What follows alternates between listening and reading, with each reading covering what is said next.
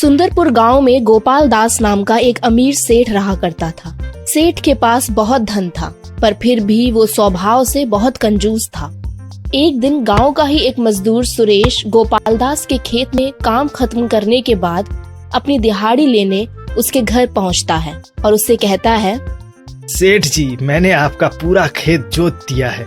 अब आप मुझे आज का पैसा दे दीजिए। घर का काम भी निपटाना है, मुझे देर हो रही है। अच्छा रुको, ये लो तुम्हारे आज के पैसे। अब जाओ मजे करो। सेठ अपनी जेब से सिर्फ 200 रुपए निकालकर सुरेश को पकड़ा देता है, जिसे देखकर सुरेश चौंकते हुए गोपाल दास से कहता है, सेठ जी, ये क्या है? आपने तो काम करने से पहले 400 रुपए देने की बात की थी और अब आप ये आधे पैसे यानी कि 200 रुपए ही दे रहे हैं बस। ये तो सरासर गलत किया आपने। ऐसा मत कीजिए, मुझे मेरे पूरे पैसे दे दीजिए सेठ जी। अभी तो मेरे पास 200 रुपए ही हैं। पता नहीं और पैसे कहाँ खो गए, समझ नहीं आ रहा। जैसे ही मिल जाएंगे आकर ले जाना। अभी तो यही रखो। हाँ, ऐसा पहली बार नहीं था जब गोपाल दास ने किसी के साथ बेईमानी की हो। वो पूरे गांव में अपनी कंजूसी के लिए ही प्रसिद्ध था। अब सुरेश भी सेठ की बेईमानी का शिकार हो गया था। उदास मुंह लटकाए 200 रुपए लेने के बाद वो वहाँ से चला जाता है। तभी रास्ते में उसे बिरजू मिल जाता है। क्या हुआ सुरेश? लगता है आज का काम सही से नहीं हुआ। इतने दुखी क्यों हो? क्या बताऊं बिरजू भाई, धनीराम जी के खेत में जुताई करना था, पर शाम के समय सेठ जी ने आकर अपने खेत जोतने के लिए कह दिया। मुझे लगा सेठ जी का काम करने के बाद धनीराम के खेत का भी काम कर दूंगा। सेठ से ज्यादा पैसे मिलने के लालच में मैं पहले उसी के यहाँ काम करने पहुँच गया, पर काम खत्म करने के बाद गोपाल दास ने मुझे 400 की जगह सिर्फ 200 रुपए ही दिए। अच्छा, तो ये बात है। अरे भाई, ये कोई नई बात है क्या? तुम्हें पता नहीं है कि सेठ कितना कंजूस है? वो तो सभी के साथ ऐसा ही करता है। अब तो जो मिल गया उसी में खुश रहो। बिरजू और सुरेश बात कर ही रहे थे कि तभी धनीराम वहाँ आ जाता है और आते ही वो सुरेश से कहता है, सुरेश, आज तुम मेरे यहाँ काम करने नहीं आए? सुबह से हर जगह ढूंढा तुम्हें। कहाँ थे तुम? कल आ जाना। ये लो, तुम्हारे पैसे पहले ही दे देता हूँ, नहीं तो खर्च हो जाएंगे। अगर गोपाल दास अपनी बेईमानी के लिए तो धनीराम अपनी ईमानदारी के लिए पहचाना जाता था। वो अपनी जेब में से 400 रुपए निकालकर सुरेश को देता है, जिसे देखकर सुरेश उससे कहता है, आज के लिए मुझे माफ कर दीजिएगा। एक तरफ आप हैं जिन्होंने काम से पहले ही मुझे सारे पैसे दे दिए, और एक तरफ गोपाल दास जिसने काम करने के बाद भी आधे पैसे ही दिए। अच्छा ठीक है सुरेश भाई, अब काफी शाम हो चुकी है, मुझे दूध लेने भी जाना है। अब चलता हूँ। धनीराम के जाने के बाद सुरेश और बिरजू भी अपने अपने घर की तरफ निकल पड़ते हैं। अब अगले दिन सेठ गोपाल दास बैठा अपनी पत्नी मालती को आवाज लगा रहा था। अरे मालती देवी, भाग्यवान कहाँ चली गई? यहाँ भूख के मारे जान जा रही है। भूख के मारे जान जा रही? सुबह से 2 बार तो खा ही चुके। अच्छा सुनिए, मैंने रंगाई करने वाले को 1000 रुपए दे दिए। आप घर पर थे नहीं तो मैंने ही पैसे दे दिए। हे भगवान, हे भगवान, खाने का निवाला मुंह में जाता इससे पहले ही बुरी खबर सुना दी तुमने। अब ये खाना मेरे गले नहीं उतरेगा। 1000 रुपए तो मैंने उससे काम निकलवाने के लिए बोला था, उसको सिर्फ 500 ही देने थे। हे भगवान, लुट गया ऊपर वाले में तो। देखो, मैं तुम्हारी तरह बेईमानी नहीं करती। आज लोगों का पैसा मारोगे तो कल अपने ऊपर निकल कर आएगा सब, ये बात याद रखना। मालती और गोपाल दास एक दूसरे से बहस कर ही रहे थे कि इसी बीच उनका बेटा, जो शहर में डॉक्टर की पढ़ाई करने गया था, वो आ जाता है। पिताजी प्रणाम, माँ प्रणाम। आप दोनों झगड़ना बंद कब करेंगे? बेटा अचानक से आ गए, बिना बताए आने की क्या जरूरत थी? एक बार फोन कर देते। अच्छा बेटे, ये बताओ कैसे आना हुआ? सब ठीक तो है? पिताजी, गांव के लोगों के पास इलाज के पैसे नहीं होते, ना ही आसपास में कोई क्लिनिक है, तो मैंने सोचा पढ़ाई तो पूरी हो ही गई है, क्यों ना गांव में रहकर गांव वालों की सेवा की जाए। बहुत अच्छा विचार है बेटे, घर पर रहकर गांव वालों की सेवा करना। चलो, कम से कम अपने बाप पर तो नहीं गया। बिल्कुल बेकार विचार है। गांव में रहकर इन गंवार लोगों का इलाज करेगा क्या? इसी के लिए मैंने इतनी कंजूसी करके पढ़ाया तुझे? पिताजी, मैं आप लोगों के साथ ही रहूंगा। कितना अच्छा रहेगा। और साथ साथ लोगों की मदद भी कर दूंगा। इलाज के बदले गांव वाले तुझे क्या देंगे पता है? गोबर और अनाज। क्या इन चीजों से घर चलेगा? अपना इरादा बदलो और कुछ दिनों में वापस शहर जाकर वहाँ क्लिनिक खोलो। अपनी माँ की तरह ईमानदारी का ढोल मत पीटो। कुछ दिन घर पर रुकने के बाद गोपाल दास का बेटा वापस शहर चला जाता है। धीरे धीरे गोपाल दास के नौकर भी पगार समय से और पूरा ना मिलने की वजह से उसके यहाँ काम करने आना बंद कर देते हैं। अब गांव वाले भी सेठ की हरकतों को हमेशा हमेशा के लिए खत्म करने का विचार बनाते हैं। ये सेठ हमेशा ऐसा ही करता है। सुना है कि अपने बेटे को वापस शहर में भेज दिया ताकि वो यहाँ गांव वालों की मदद ना कर सके। हाँ, उसके घर नौकरों ने भी तो काम पर जाना बंद कर दिया। अब पता लगेगा उसे कि काम करना कितना मुश्किल होता है, वो भी तब जब मेहनत भी करो और उसका पगार भी कम मिले। गोपाल दास को तुम लोग इतना बेवकूफ मत समझो। वो कहीं न कहीं से अपने काम के लिए नौकर ले ही आएगा।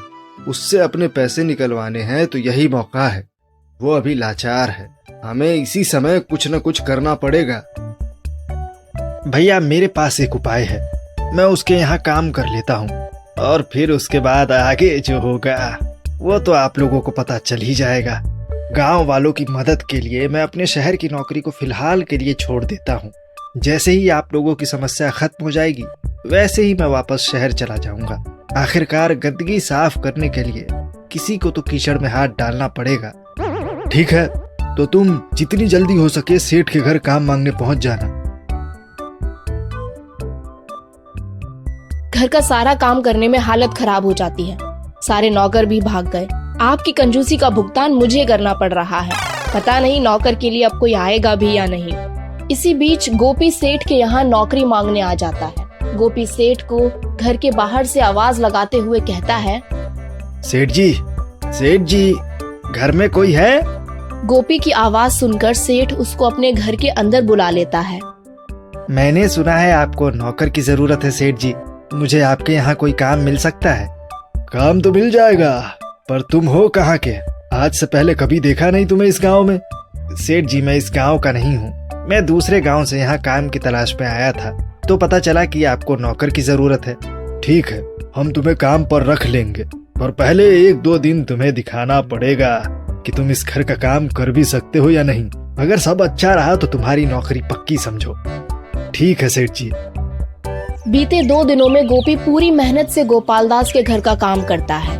वो कोई भी काम समय से पहले ही कर दिया करता, जिससे खुश होकर सेठ गोपी से कहता है, तुमने काम तो अच्छा ही किया है।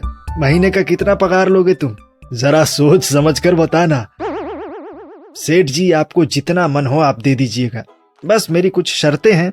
अगर उनके हिसाब से काम हुआ तो अच्छा, नहीं तो फिर मैं जितना पगार चाहूंगा आपसे ले सकता हूँ। क्या शर्त? अब नौकर भी शर्त रखने लग गए। चलो कोई बात नहीं, बताओ क्या शर्त है? पहली शर्त ये है कि मैं बिना काम किए रह नहीं पाता, तो मुझे रोज 5 काम मिलने चाहिए। और दूसरी शर्त ये है कि अगर आप दिन में 5 काम देने में असफल रहते हैं तो मैं अपने हिसाब से पगार ले सकता हूँ। इतना आसान शर्त? मैं तो ऐसे ही डर गया था।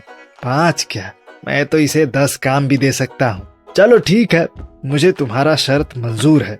ठीक है सेठ जी, मैं कल कुछ कागजात ले आऊंगा, आप उस पर अपना अंगूठा लगा दीजिएगा। अगले दिन गोपी सेठ से एक कागज पर अंगूठा लगवा लेता है, जिससे आगे चलकर सेठ शर्त की बातों को लेकर कोई बेईमानी ना कर सके। आने वाले कुछ दिनों तक तो सब अच्छा चलता है। सेठ और उसकी पत्नी भी गोपी के काम से खुश रहते हैं। गोपी सारा काम जल्दी जल्दी और अच्छे से कर दिया करता। लेकिन एक दिन जब सेठ किसी काम से घर देरी से आता है और अपनी पत्नी से पूछता है,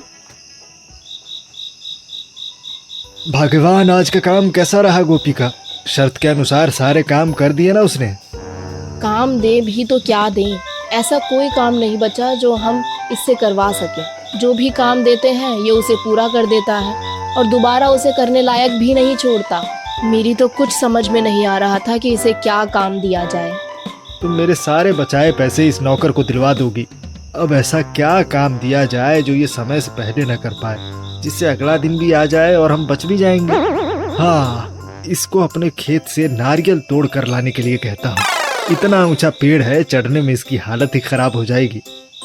सेठ गोपी को नारियल लाने का आदेश देते हुए मन ही मन खुश होता रहता है। गोपी भी जल्दी से अपना काम पूरा करने के लिए नारियल के पेड़ के पास पहुंच जाता है। अरे बाप रे, ये पेड़ तो बहुत बड़ा है। अब क्या करूं? इस चक्कर में तो मैं शर्त हार जाऊंगा। ये उपाय सही रहेगा। सेठ को तो बस नारियल ही चाहिए, चाहे अब मैं कैसे भी तोड़ूं। कुछ देर सोचने के बाद गोपी भागकर एक फावड़ा ले आता है और उससे नारियल का पेड़ काटने के बाद नारियल तोड़कर कुछ देर वहीं बैठ जाता है। मेरे साथ चालाकी। अगर मैं अभी सेठ को नारियल दे आऊंगा तो सेठ मुझे और भी काम दे देगा। समय पूरा होने से 10 मिनट पहले सेठ के सामने पहुंच जाऊंगा। तब तो सेठ आराम से शर्त के हिसाब से मुझसे हार जाएगा।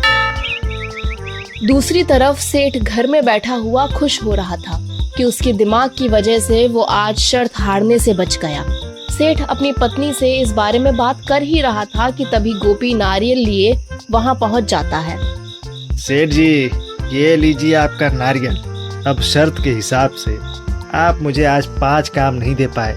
अब मैं आपसे मनमाना पगार वसूल सकता हूँ। मनमाना पगार? पता नहीं कितना पैसा बोलेगा ये। चिंता मत कीजिए सेठ जी, मैं आपसे अपने लिए पैसे नहीं लेने वाला। आप मुझे सिर्फ उतना ही पगार दीजिए जितना कि इस गांव वालों का पैसा आपने कंजूसी से मारा है। मैं चाहूं तो शर्त के आधार पर आपसे मनमाना पैसा वसूल सकता हूं, लेकिन मैं तो यहाँ सिर्फ अपने गांव वालों को उनका हक दिलाने के बहाने से आया था। अच्छा, तो तुम इसी गांव के हो? बेटा, तुमने हमें माफ किया, इसके लिए तुम्हारा बहुत बहुत शुक्रिया। तुम चाहते तो कुछ भी ले सकते थे। अब हमें अपनी गलती का एहसास हो चुका है। मैं इनकी तरफ से माफी मांगती हूँ।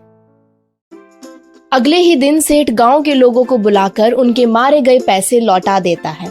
सारे गांव वाले गोपी की इस काबिलियत पर काफी खुश होते हैं।